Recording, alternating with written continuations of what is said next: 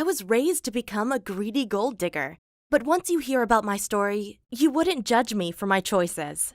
Hi, I'm Beth, and ever since I was born, I often slept outside motel room doors while my mom was working inside.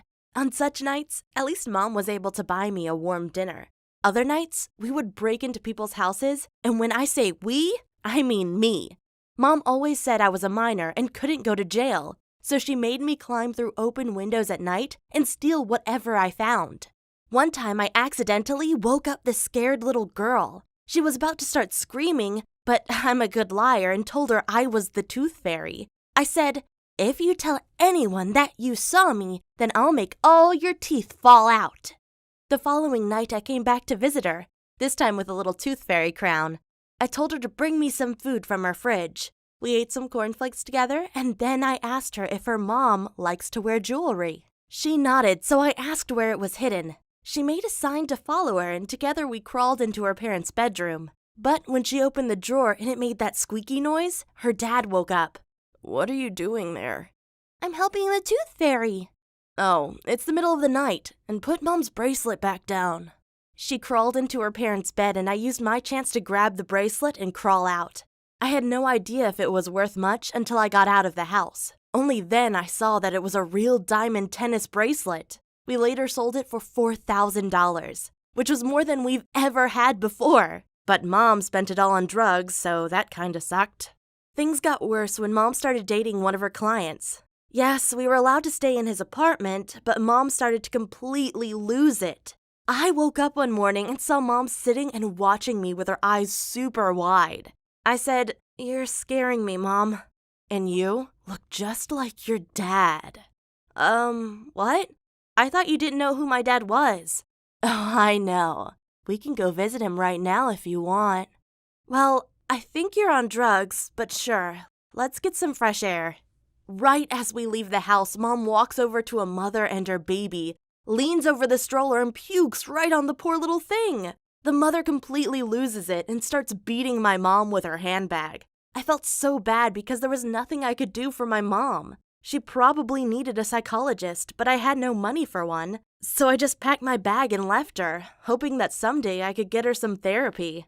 I decided to walk into the richest neighborhood of my city and knock on doors. "I'm looking for a job. I'll do anything," I said, and this old lady took pity on me.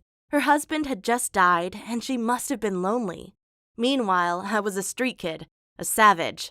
The woman gave me shelter and food, and in exchange I helped a bit with the housework and robbed her left and right. Had I been smarter, I would have treated her well and made sure to get her inheritance. But I was a fool and got addicted to the good life. I spent $1,000 each month on clothes alone and made friends with other rich girls from my neighborhood. It was a fancy life, but when I turned 18, the old lady had enough of my behavior and threw me out. I was unwilling to go back into poverty and asked around if any of the other neighbors needed a babysitter or maid. Sure, I was uneducated and not anyone's first choice, but I had heard rumors that one of the neighbors was not getting along with his wife anymore. So I knocked on his door and said, "Hey neighbor, I'm really in need for a job because my grandma just threw me out. Are you looking for a babysitter?" "No, not really." "Are you sure? Because I would stay overnight to take care of your kids and help you with anything you want. I also heard gossip that you and your wife have relationship problems and that she moved into a hotel. So let's just see how things turn out." He looked dazzled but let me in. His kids were already asleep, so we sat down to drink some wine and talk. I made up lies to make him pity me, like saying I had been in and out of foster care my whole life. But I don't think that was even necessary. I mean, I was young and good-looking, and he was in his 40s and frustrated with his wife. I quickly had him under my spell. We went to bed together, and I thought I had made it. Finally, a guy with enough resources to take care of me. But after a week of us living together, he told me he was going to try again with his wife. I responded, "Am I not good enough for you?"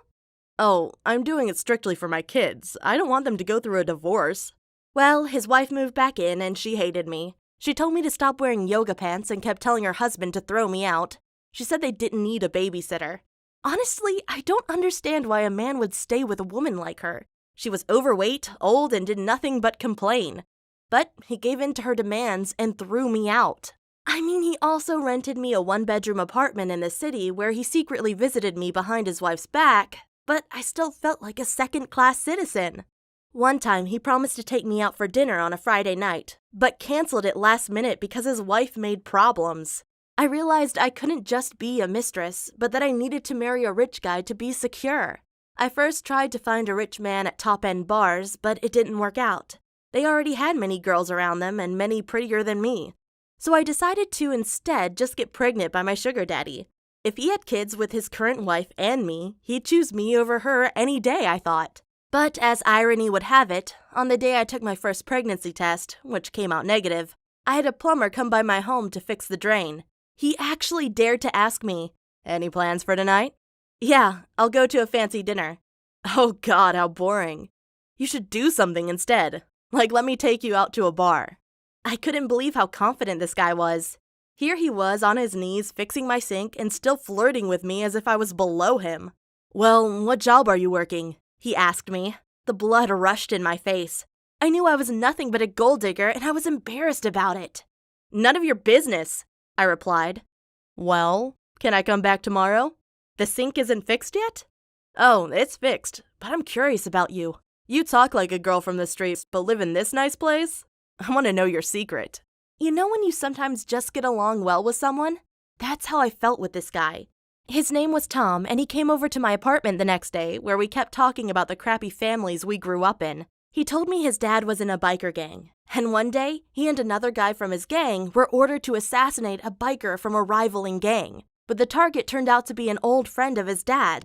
So, his dad took his weapon and knocked his gang brother out instead of the target. Afterward, he had to flee states with his son because his old biker gang swore to cut out his tattoo. I could quickly tell that Tom and I had lots of things in common. Not just our drug-addicted parents, but we both grew up poor, and that shapes you in a certain way. When he took me to his apartment, I saw cockroaches crawling across the floor, and he only had a mattress. Sure, I had grown up in similar bad conditions and didn't want to go back to it, but next to Tom, I felt like I could be myself. Money didn't seem so important anymore. When I told him that I had a sugar daddy, he even called me smart for making such easy money. He didn't judge me, and I soon realized that love was more important to me than financial security. So I dropped my sugar daddy and started dating Tom.